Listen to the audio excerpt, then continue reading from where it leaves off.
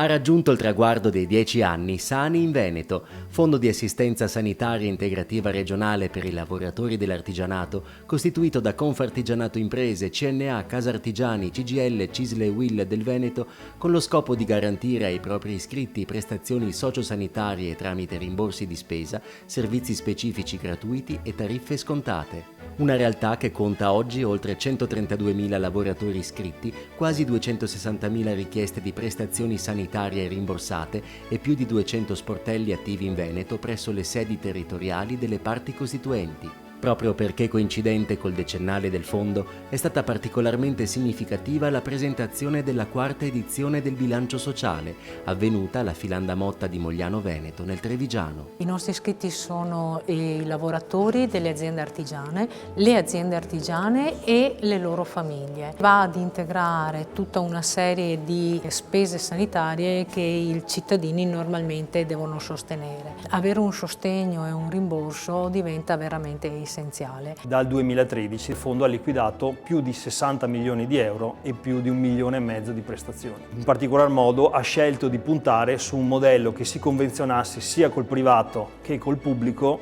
L'evento a Mogliano è stata anche un'importante occasione per confrontarsi sulle nuove dinamiche in tema di non autosufficienza. Noi sappiamo benissimo cosa vuol dire una persona non autosufficiente. San Invento ha messo in campo uno studio adesso per capire quanto può venire incontro ai propri iscritti da questo punto di vista. Con l'aumento dell'età media ci aspettiamo un aumento della domanda di servizi sia sanitari che sociali, quindi la grande sfida per un fondo che è regionale è quello della sostenibilità. È importante nel futuro guardare sempre di più all'integrazione con i servizi sociali oltre a quelli sanitari.